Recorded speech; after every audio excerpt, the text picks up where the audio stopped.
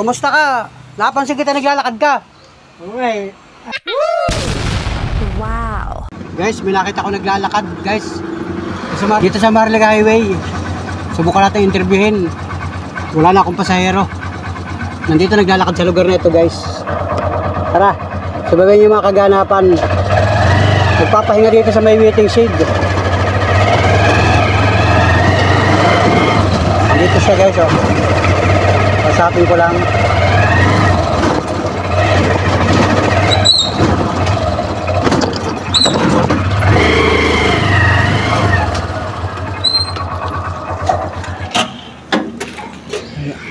Kuya, magandang hapon.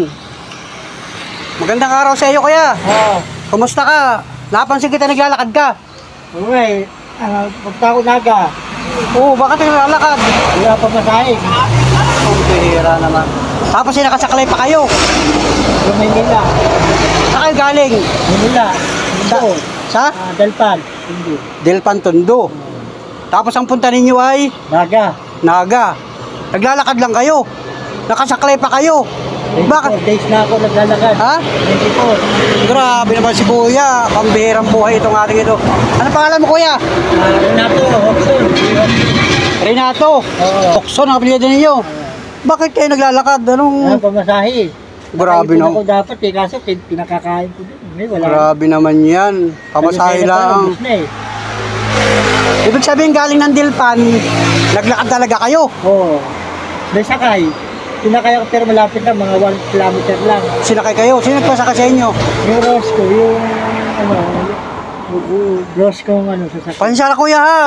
Napansin kita kanina, naglalakad ka. Ako nagtatricycle ay sabi ko, nakasaklay pa kayo. Ito sa inyong saklay. Ba't kayo nakasaklay? Ito lang pa ako. Bakit? Ay, grabe si Nasa kuya. Gasaran bus, dito sa Maynila din. Matagal na. 2 years. 2 years na. Mayroon kayong asawa? Wala na eh, wala yun. Wala na, matagal na. Ang mga anak ninyo, Isa lang. nasaan? Isa lang tumatanda. Hindi mo rin alam kung nasaan.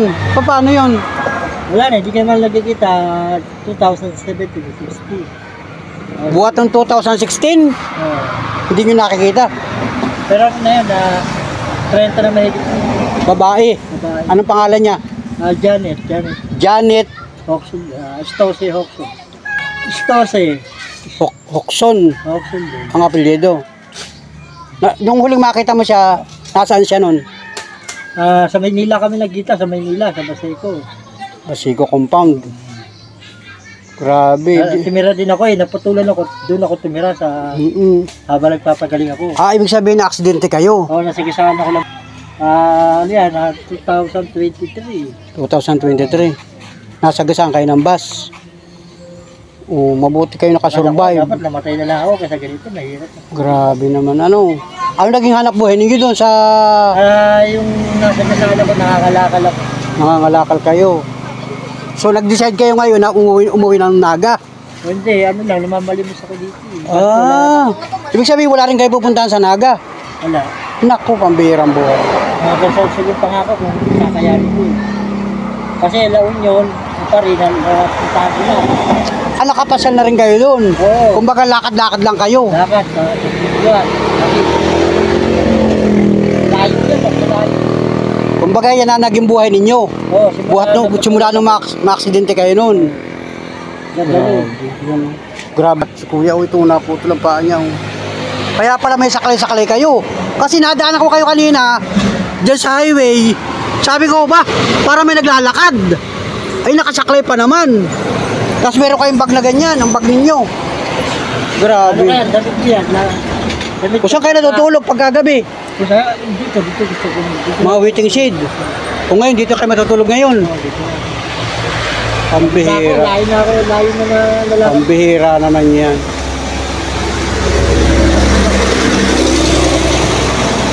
Anong matutulong ko sa inyo? Anong matutulong ko? Pera. Pera. Pangkain. Anong pangkain nyo araw-araw? Bibili ako Sa mga tindahan.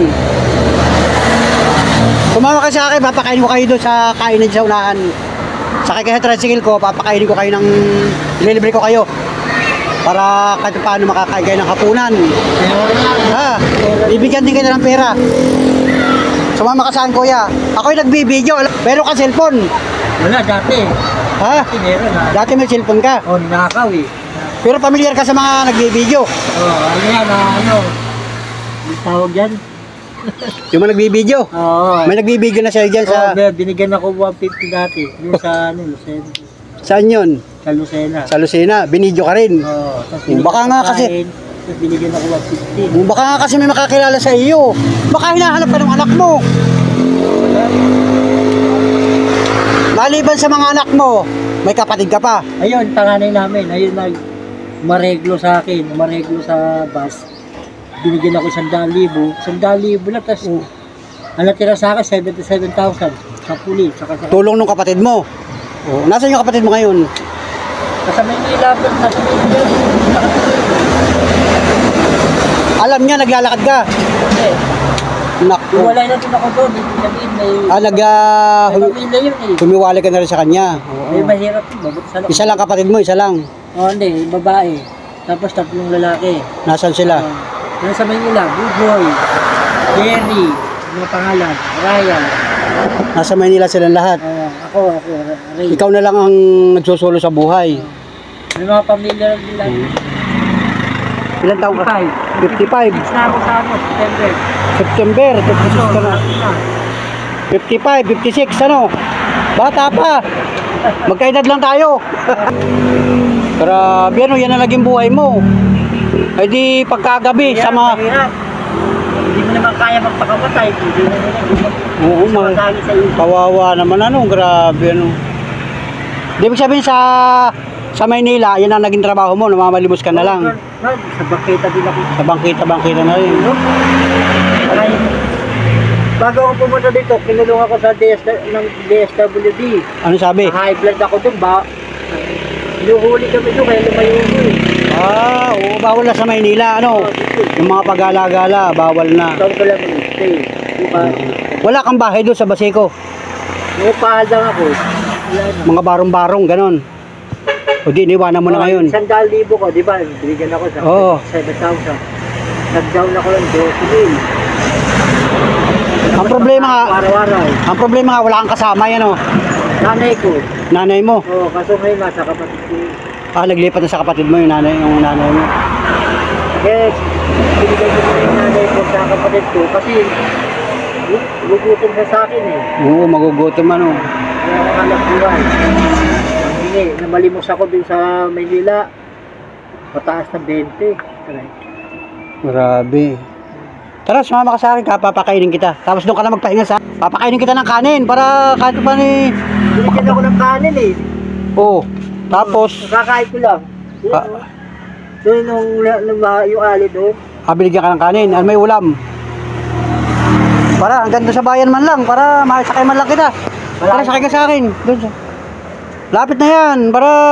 Yan, grabe guys. O yan. Ganyan ko siya nakita kanina. Naglalakad siya dyan sa Maharlika Highway. Kasi nga, iba diferensya pa lang paa niya. Yan, diyan ka sa loob. Sakay kita. Yan. Grabe. Nakasakay ka naman, buhat nung galing Maynila. Isinakay ka mo. Ha? Isinakay ka. Wala, mula doon pa, naglalakad lang. Sabi mo, nagsakay ka ng Rosco. Ay, 1 kilometer lang doon sa ano, Peninsula, yung bundok. Ang sinabit ko yun, taas. Hindi ako mamatay doon. May naawa sa iyo, sinakay ka. Oo, pero malapit na. Oo. Pero yung Peninsula, yung pag-akyat, tangan ng taas pala yan. Saka dito sa Sigsag. Di ba may bito ka manok dyan, yung nadaanan mo yun? Isinakay ka doon. Hindi. Ano ko, Lakad doon talaga. talaga. Dito ka dumaan sa kabila. Oo. Hindi dito sa luma. Oo. Tara, sama kita sa unahan. Para makakain ka man lang. Yan guys, sakay ko si Kuya. O yan, naispatan natin. Grabe, naglalakad na rin ay. Paano pagka naulan, di silong ka? Oo, sa bagay niya, sisilong. Dito nga, wala. Silungan eh. Oo, mabuti may shade rito. Yan o. Yan ko sa naispatan, nagpapahinga sa dyan guys. Maganda nga naman yung waiting shed dito ay. Malaking bagay talaga ng mga waiting shed ano. Malaking bagay yung mga ganyan, pahingaan talaga. Dito maraming ganyan eh. Kahit sa Maynila marami. Oo, di dyan ka natutulog sa mga ganyan. Oo, ganyan. Bihira yan ano, grabe. Tara, let's go. Sa tulay. Sa mga Ha? tulay. Pag misa sa tulay. Oo. Pumapasok ka sa mga tulay. Para safety para kahit umulan. Sanay-sanay para sa kuya talaga. Kaya gusto ko yung ganyan, pag umulan, kahit matutulog, hindi ka mababasa. Oo nga naman, Kasi ang mga gamit mo dyan, puro damit. Damit Ganyan. lang, panlakad, 4, pasapin, saka kumo. Yun lang. Grabe, talagang nabubuhay ka na dyan sa lansangan. Ganyan lang, Tapos tibay pa yung saklay mo. May saklay si kuya, grabe. Palitan.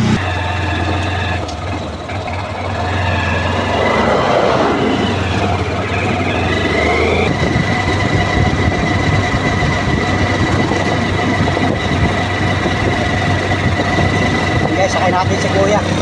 Sinakay ko, malaking bagay ito. Makasakay pa lang si kuya, grabe,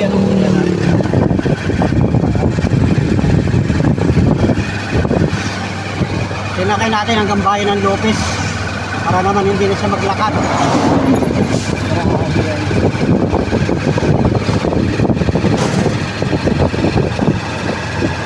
At salubog ko ito kanina habang tayo nakakaba dito sa Maharlika Highway. Naglalakad, nakasaklay pa naman.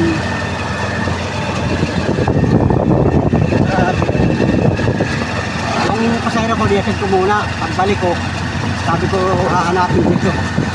Ayun, nakasipatan ko nga. Papahinga doon sa BTC.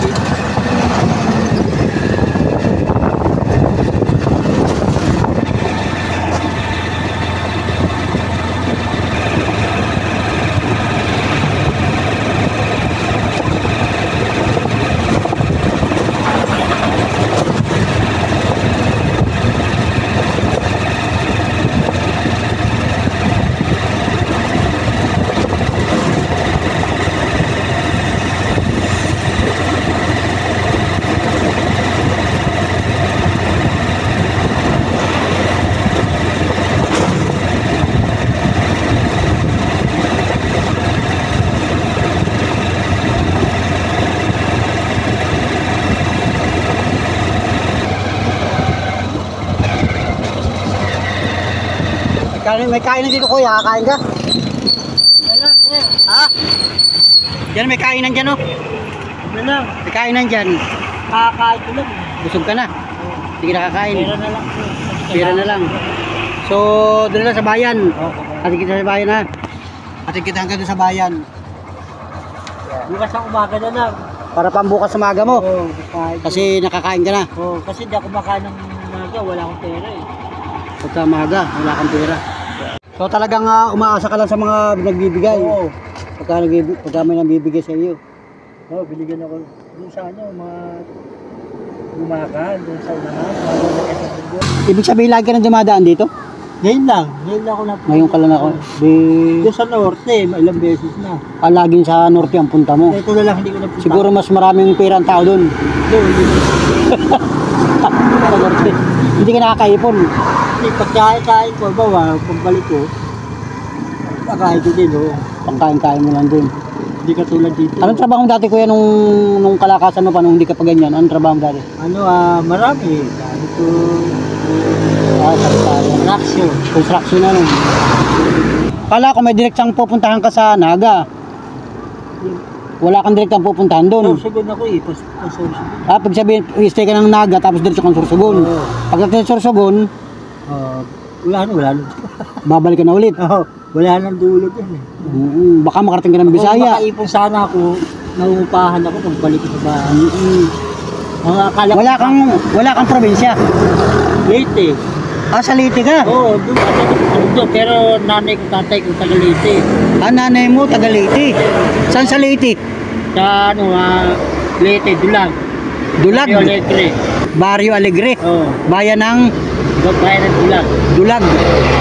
Pero parang dito, pag nag-tracking ako bus, dito sa Leyte, pero hindi ka pa nakarating na ng Leyte. Tagal na, 2003. 1993. Nakapunta ka na rin doon. Kaya kumbaga, kabisado mo na rin itong lugar na ito.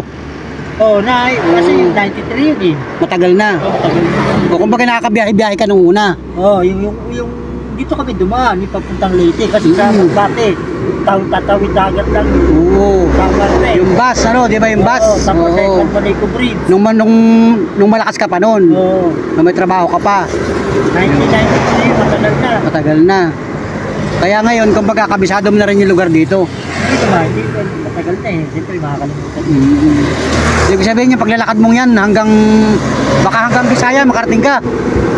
Kaya. Kung makakatawid ng barko. Oo. Kasi tatawid ng barko di ba? Kung may pera pagkain. Kaya pagka nagtutulog ako,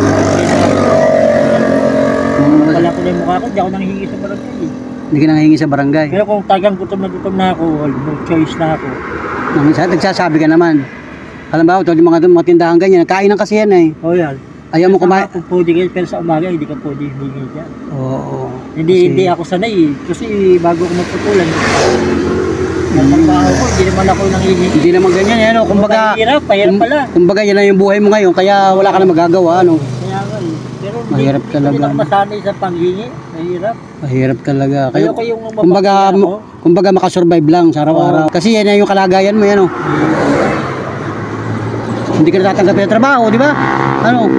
Amang bayan dyan ay Lopez. Ano? Bayan ng Lopez. Lang. Nalaga na. Oo. Malayo pa. Malayo pa. Malayo pa talaga. Kaya lang, wala kang direktang pupuntahan eh, di ba? Hindi. Tuloy-tuloy ba? Sagot. Tuloy-tuloy, yung lakad mo talaga, grabe. Hindi kasi di ako nagtatagal sa isang lugar eh. Diretso ako, matutulog ka pa, matutulog ako dito. Oo, baka naman baka madaanan ka ng mga mababait na mga tracking, halimbawa, makasakay ka man lang. Madali ha, 2,000 na pera ko kasi wala nagbigay, papunta yung gumaka, wala. Oo. Na nagbigay, 100, pinakain ko, isang araw mo, 300. Ubus na. Hindi nga, binigyan ako ng pagkain, tinapay na lang na dito. Pinakalahati ko nga eh. Inuute-ute mo na lang, tubig. Dito meron. Grabe, ano? Okay, makatulong ito sa iyo ha, pangkain mo. Makatulong ito sa iyo, makatulong ha. Okay, malaki po. Ha? Gusto mo sumakay ng bus? Ha? Sakay kita ng bus? Hanggang Naga. Sige, mag-iingat ka. So ayun mga Panole friends, at dinala ko nga doon sa kainan. Pakakainin ko sana ng kanin, ay sabi niya wag na raw. At siya raw ay nakakain na. At sabi niya mas gusto niya ay pera. Kasi nga ay pag umaga daw ay wala daw siyang pambili ng pagkain.